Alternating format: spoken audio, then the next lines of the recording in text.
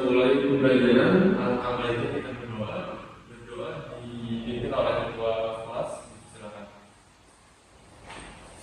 Baik teman-teman, untuk memulai pelajaran ini,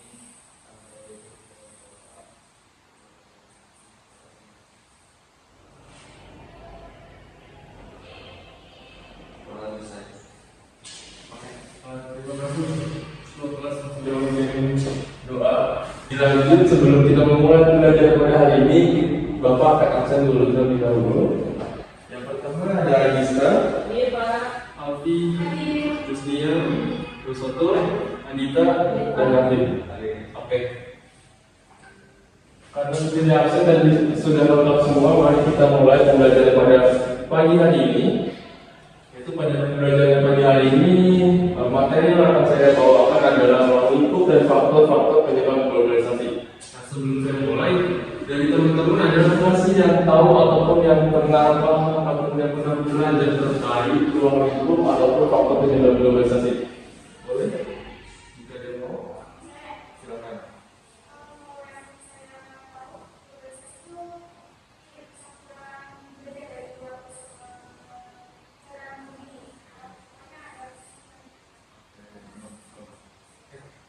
Karena mungkin sudah ada beberapa yang tahu ya terkait globalisasi ini, saya lanjut saja. Yang pertama, ruang lingkup globalisasi. Globalisasi dapat mengubah banyak bidang kehidupan masyarakat karena ruang lingkup globalisasi meliputi hampir seluruh bidang kehidupan masyarakat. Berdasarkan ruang lingkupnya, setidaknya kita mengenal 5 macam globalisasi, yaitu yang pertama globalisasi ekonomi, kedua globalisasi politik, ketiga globalisasi ilmu pengetahuan dan teknologi, keempat globalisasi budaya dan sosial dan budaya, dan kelima globalisasi agama. Jadi kita yang pertama ada globalisasi ekonomi. Globalisasi ekonomi dapat didefinisikan sebagai suatu kehidupan ekonomi yang bersifat global atau mendunia dan terbuka, tanpa mengenal batasan teritorial atau wilayah antara negara satu sama lain. Globalisasi ekonomi erat kaitannya dengan munculnya perusahaan-perusahaan yang bersifat transnasional dan perdagangan bebas, yaitu kawasan perdagangan yang berlangsung semakin luas dan menghilangkan hambatan-hambatan perdagangan internasional seperti proteksi oleh negara untuk melindungi produk tertentu oleh perusahaan dalam negeri. Wujud nyata dari globalisasi ekonomi adalah bentuk perusahaan atau korporasi yang bersifat lintas negara nasional dan perdagangan bebas yang melampaui batas-batas lintas negara. Oke. Nah, lanjut yang kedua, globalisasi politik.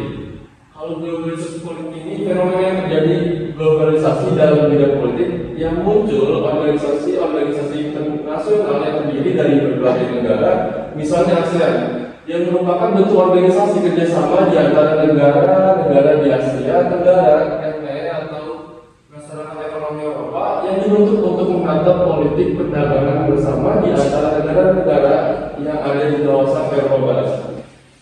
Organisasi buruh internasional, persatuan bangsa dan sebagainya. Di samping itu juga muncul kerjasama antar negara baik bersifat bilateral yang merupakan kerjasama di antara kedua negara, atau multilateral yang merupakan kerjasama di antara lebih dari 2 negara. Lanjut yang ketiga adalah globalisasi di bidang ilmu pengetahuan dan teknologi. Di bidang ilmu pengetahuan dan teknologi, globalisasi ditengarai oleh hadirnya teknologi yang memungkinkan banyak orang di belahan dunia maupun bisa saling terhubung satu sama lain.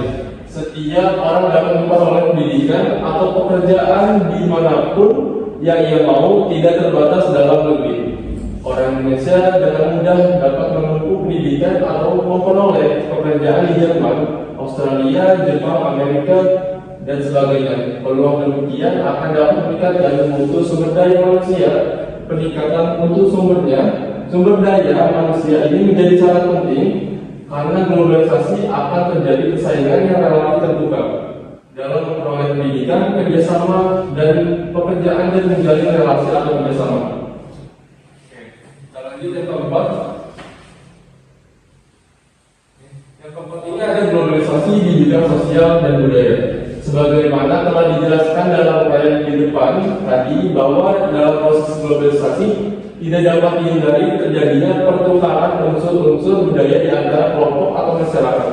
Tetapi tidak hanya itu, globalisasi juga merupakan ancaman terhadap keberadaan kebudayaan lokal dan nasional karena adanya pengaruh dari kebudayaan globalisasi. Globalisasi menuntut terjadinya perubahan sosial dan kebudayaan dari kelompok-kelompok atau masyarakat agar dapat memenuhi tuntutan hidup masyarakat global. Terakhir adalah globalisasi agama. Dalam hubungannya dengan bidang kehidupan agama, globalisasi telah mengakibatkan terjadinya interaksi atau hubungan sosial di antara kelompok atau umat beragama, baik yang berupa kerjasama, persaingan, ataupun dalam bentuk konflik. Hal ini merupakan konsekuensi berlangsungnya hubungan atau interaksi sosial yang semakin terbuka. Umat agama tidak dapat dibatasi hubungan sosial yang terjadi hanya berlangsung di antara para penganut agama yang sama, melainkan juga dengan penganut agama yang berbeda. Keterbukaan hubungan akibat perkembangan teknologi, informasi, dan komunikasi juga mengakibatkan tidak dapat dihindarkannya diskusi atau pembahasan unsur-unsur kehidupan agama yang berlangsung lintas umat agama. Perbandingan agama bahkan telah menjadi mata kuliah yang pasti ada di perguruan tinggi agama. Demikian dengan tentang unsur-unsur kehidupan yang meliputi ajaran inti dari sebuah agama, aspek-aspek ritual dan perlengkapannya, emosi ataupun perasaan agama dan umat beragama itu sendiri. Selanjutnya, faktor-faktor penyebab globalisasi. Di sini saya akan menjelaskan ada 3 faktor. Yang pertama itu kemajuan teknologi informasi dan komunikasi serta semakin rendahnya biaya transportasi. Sebagaimana telah disebutkan pada bagian tadi depan, kalau misalkan perkembangan teknologi informasi dan komunikasi merupakan faktor yang penting yang menyebabkan sekaligus mempercepat laju globalisasi. Ini dimulai pada tahun 1980. Kemajuan dalam bidang teknologi, informasi, dan komunikasi telah mengalami suatu kemajuan besar dalam kekuatan, kemudahan penggunaan, dan ketersediaan. Yang kedua, ada menyebar dan meluasnya kapitalisme dalam kerjasama ekonomi internasional. Kapitalisme merupakan sistem ekonomi di mana perdagangan, industri, dan alat-alat produksi dikendalikan oleh pemilik swasta dengan tujuan memperoleh keuntungan dalam ekonomi pasar. Pada tataran tertentu, globalisasi dapat dilihat sebagai perluasan kapitalisme global dan ekspor, seperti dikutip oleh Budi Winarno dalam bukunya Melawan Gurita Neoliberalisme, mengungkapkan bahwa pada satu sisi dinamika kelebihan modal telah menjadi kekuatan besar. Di balik globalisasi sekarang ini, perusahaan bermodal besar seiring dengan globalisasi mendapatkan keuntungan besar juga. Mengapa? Karena memiliki jangkauan pasar yang lebih luas dan menikmati biaya tenaga kerja yang murah serta peluang baru dalam perdagangan barang-barang yang tidak terwujud seperti informasi, percakapan telepon, dan produksi media massa yang beredarnya melintasi batas-batas wilayah negara. Kita lanjut yang ketiga.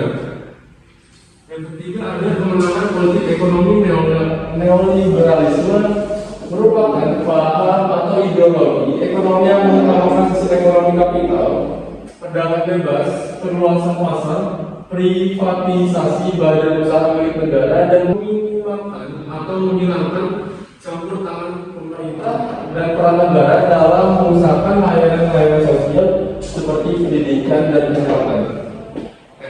Mungkin karena memang sudah selesai ya slide di sini.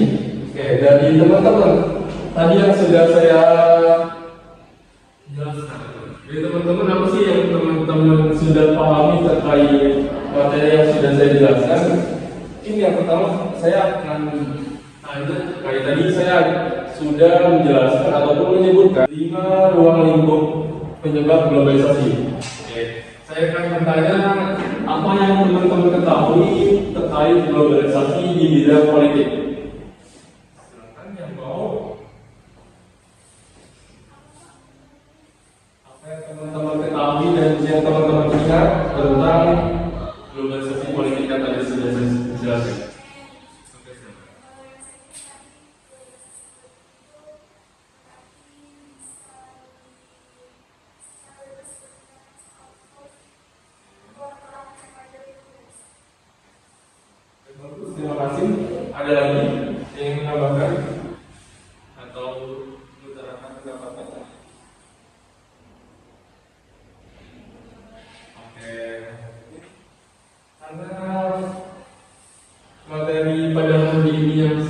Bapak-bapak sudah selesai. Oke, terima kasih kepada teman-teman yang sudah hadir pada kelas pagi hari ini.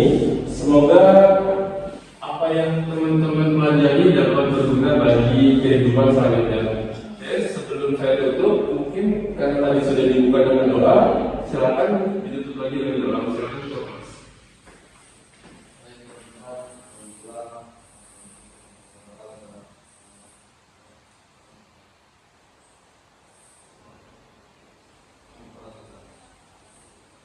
Terima kasih teman-teman sudah untuk pada pembelajaran ini.